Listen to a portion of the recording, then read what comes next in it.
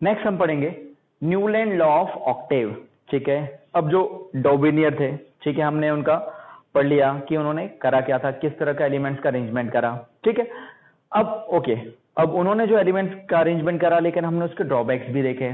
ठीक है, तो ऑब्वियसली अब वो जो ड्रॉबैक्स थे उनको ओवरकम करने के लिए एक नया फिर कॉन्सेप्ट आया। ठीक है ना, फिर एलिमेंट्स को अरेंज करा गया। अब इस बार कौन अरेंज कर रहे हैं? ये Newland law of, actually Newland कर रहे हैं। ठीक है, इन्होंने दिया था लॉ ऑफ ऑक्टेव। ठीक है, तो इसलिए अपन इसलिए बोल रहे हैं न्यूलैंड लॉ ऑफ ऑक्टेव। अब ये क्या है लॉ ऑफ ऑक्टेव, हम ये समझेंगे। ठीक है ना, देखो एक्चुअली न्यूलैंड ने करा क्या, इन्होंने कहा when elements are arranged in increasing order of their atomic mass। इन्होंने भी एलिमेंट्स को अरेंज करा किसके बेसिस पर? इंक्रीजिंग ऑर्डर ऑफ एटॉमिक मास। डॉबर्नियर ने भी मास के बेसिस पर अरेंज करा था, ये भी एटॉमिक मास के बेसिस पर क्या कर रहे हैं? एलिमेंट्स को अरेंज कर रहे हैं। Okay, the eighth element resembles, जो आठवां एलिमेंट है वो क्या करता है? Resembles the first in physical and chemical properties just like the eighth note on a musical scale resembles the first note। कहने का मतलब क्या है भाई? कहने का मतलब यह है कि इन्होंने एलिमेंट्स को इस तरह से अरेंज करा इंक्रीजिंग ऑर्डर ऑफ एटॉमिक मास में कि जो पहला है और आठवां एलिमेंट है वो क्या है? सिमिलर प्रॉपर्टी शो कर रहे थे। जैसे कि आपका म्यूजिक में 8 नोट्स होते हैं, या सरगम हम जिसे बोलते हैं, सा रे गा मा पा धा नी सा। ठीक है ना, तो इन्होंने कहा कि जैसे कि म्यूजिक में हर पहला और आठवां नोट क्या होता है? सेम होता है। तो वैसे इन्होंने बोला कि अगर हम एलिमेंट्स को इंक्रीजिंग एटॉमिक मास के बेसिस पर अरेंज करें तो हर पहला और आठवां एलिमेंट क्या करेगा? सिमिलर प्रॉपर्टी शो करेगा। देखो कैसे समझते हैं, ये आपका इनका अरेंजमेंट। ठीक है, ओके, मान लेते हैं अगर हाइड्रोजन फर्स्ट एलिमेंट है, ठीक है ना, तो सा रे गा मा पा धा नी सा, तो आपका क्या है? फर्स्ट और एट्थ एलिमेंट कैसा? सिमिलर प्रॉपर्टी शो कर रहा है ना, कि नहीं कर रहा है? ठीक है ना, ओके, चलो इसको मैं बेरिलियम को अगर फर्स्ट एलिमेंट मान लूं, ओके, यहां से स्टार्ट करें, तो सा रे गा मा पा धा नी सा, तो अगेन दोनों क्या कर रहे हैं? सिमिलर प्रॉपर्टी शो कर रहे हैं। ठीक है ना, अगर मैं कार्बन को फर्स्ट एलिमेंट मान लूं तो सा रे गा मा पा धा नी सा, तो कार्बन और सिलिकॉन सिमिलर प्रॉपर्टी शो कर रहे हैं। ठीक है, तो उन्होंने ये बोला ऑक्टेट रूल से कि हर, जैसे कि आपका हर पहला और आठवां एलिमेंट क्या करेगा? सिमिलर प्रॉपर्टी शो करेगा। जैसे कि आपके म्यूजिक में 8 नोट्स होती है, उसमें फर्स्ट और 8 सिमिलर होती है। ठीक है ना, ओके, तो इसलिए ये था इनका लॉ ऑफ ऑक्टेव। ठीक, okay, now as a result a very important conclusion was made that there is some systematic relationship between the order of atomic masses and the repetition of properties of element. तो इसका मतलब as a result, मतलब कि इन्होंने जो ये law दिया, तो उसके कारण एक इंपॉर्टेंट कंक्लूजन क्या निकल के आया कि कुछ ना कुछ तो, ठीक है, कुछ ना कुछ तो यहां पर क्या है? एक सिस्टमैटिक रिलेशनशिप है। ठीक है, कुछ ना कुछ तो यहां पर क्या है? सिस्टमैटिक रिलेशनशिप है। किस किस के बीच में? Between the order of atomic mass, मतलब atomic mass and the repetition of properties of elements.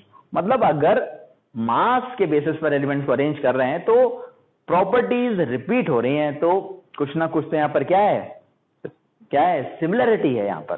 ठीक, okay, this gave rise to a new term called periodicity. इसके कारण एक नया शब्द निकल कर आया जिसे क्या बोलते हैं अपन? पीरियोडिसिटी।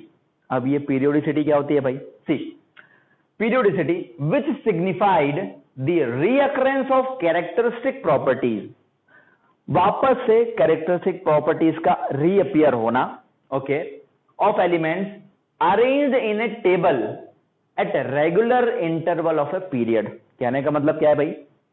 सपोज हम जानते हैं कि एक वॉच जो है, ओके, एक पीरियोडिक, कहने का मतलब है कि एक टाइम इंटरवल के बाद, मान लेते हैं ये जो आपकी क्लॉक है उसके जो हैंड्स होते हैं एक टाइम के बाद वापस से ही वही आपका क्या है, सेम पाथ फॉलो करते हैं, सेम पाथ फॉलो करते हैं, ठीक है।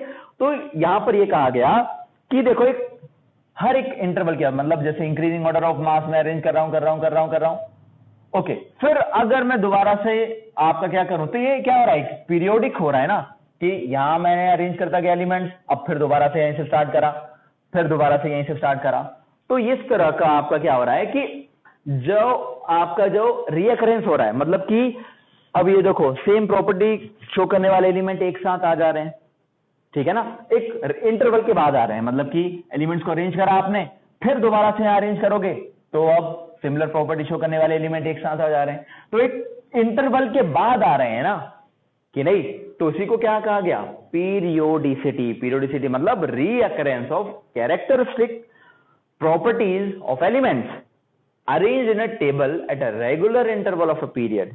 ओके, एक पर्टिकुलर पीरियड के बाद सेम आपका क्या होगा, सेम प्रॉपर्टी शो करने वाले एलिमेंट्स का क्या है, रिपीटिशन हो रहा है, ओके, या एक साथ आ रहे हैं, ठीक। ओके, नेक्स्ट है achievements of the law of octaves.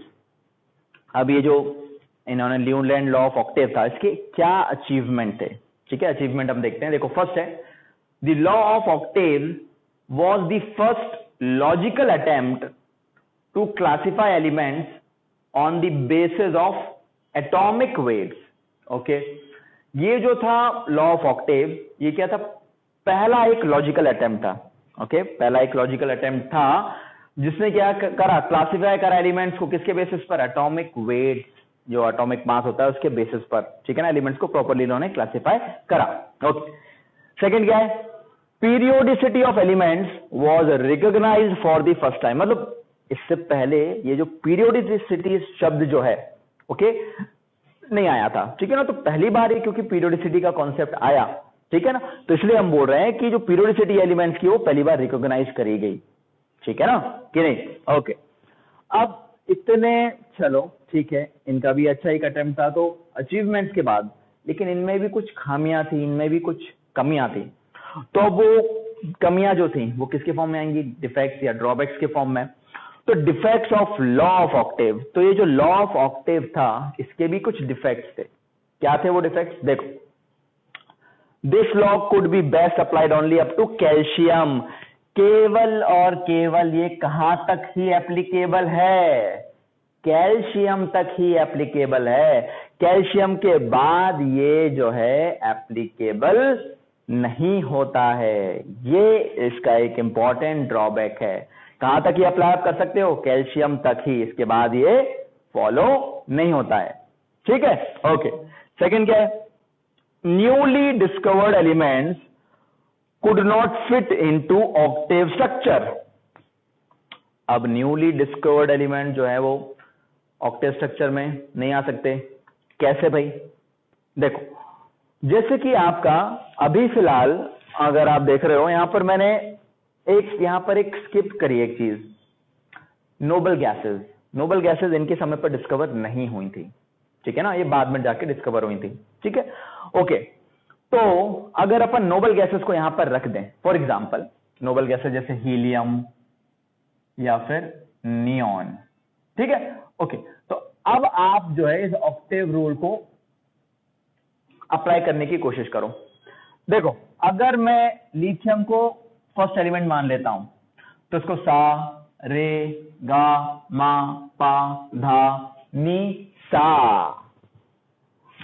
यहां पर नहीं आया, यहां आया।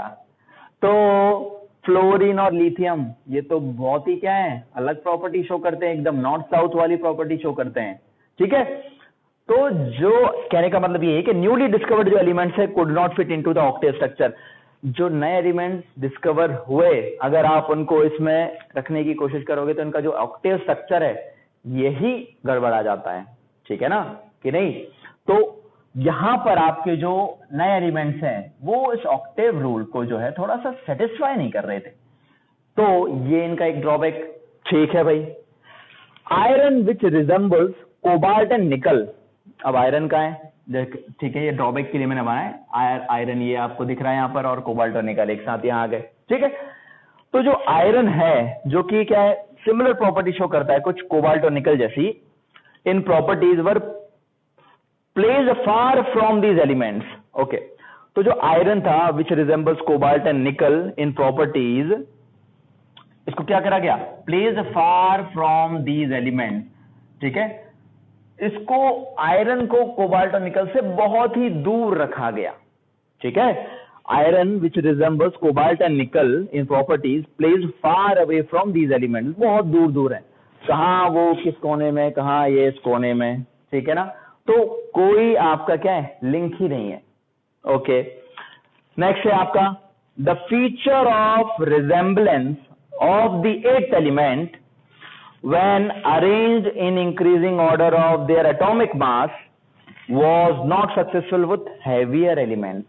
heavier element देखो कब आएंगे, वो कैल्शियम के बाद ही आएंगे, ठीक है ना, तो अल्टीमेटली एक्चुअली हम क्या है, फर्स्ट और आप एक तरीके से आप क्या कर सकते हो, थर्ड को रिलेट कर सकते हो कि जो heavier elements हैं, ओके, तो जो फीचर है आपका रिजेंबलेंस का कि एट्थ एलिमेंट जो रहेगा आपका सिमिलर होता है फर्स्ट एलिमेंट के, ये जो है आपका क्या है, फॉलो नहीं हो रहा था, किसके केस में, आपका हेवियर एलिमेंट्स के केसेस में, ठीक है ना, the feature of resemblance of the eighth element when arrange in increasing order of the atomic mass was not successful with heavier elements, heavier elements के लिए सक्सेसफुल नहीं हो पा रहा था। ओके, नेक्स्ट है in order to fit elements into his table, okay, अब इनको एलिमेंट्स को क्योंकि फिट करना था बहुत सारे, Newland adjusted to elements in the same column, Newland ने एक ही कॉलम में ये दो दो ठूस के रख दिए, ठीक है, और भी हैं, ओके, तो एक साथ जबरदस्ती जो है आप उन्होंने क्या करना है कि एक ग्रुप में रखने के लिए उन्होंने एक साथ रख दिया, तो ये आपका किसके बेसिस पर, ये वो थोड़ा सा आपका क्या है, ये एक्सप्लेन नहीं हो पा रहा है, ठीक है, कि आपने एक साथ ही दो एलिमेंट को एक ग्रुप में रख दिया, ठीक है। Okay, next, know places were left for the unknown elements, अब यहां पर ओके ठीक है, मैंने कुछ ही आपके बनाए हैं, लेकिन अगर आप देखोगे तो इन्होंने बहुत सारे एलिमेंट्स ठीक है यहां पर अरेंज करें, बट आपका इन्होंने कहीं बीच में ऐसा नहीं कि गैप छोड़ दिया हो कि फ्यूचर में कुछ एलिमेंट डिस्कवर होंगे तो वो यहां आएगा, ओके, ऐसा कुछ इन्होंने करा नहीं, ठीक है ना, तो केवल उनके जो प्रेजेंट टाइम पर एलिमेंट्स थे केवल उन्होंने उस पर फोकस करा, तो ये भी उनका एक क्या एक तरीके से ड्रॉबैक है।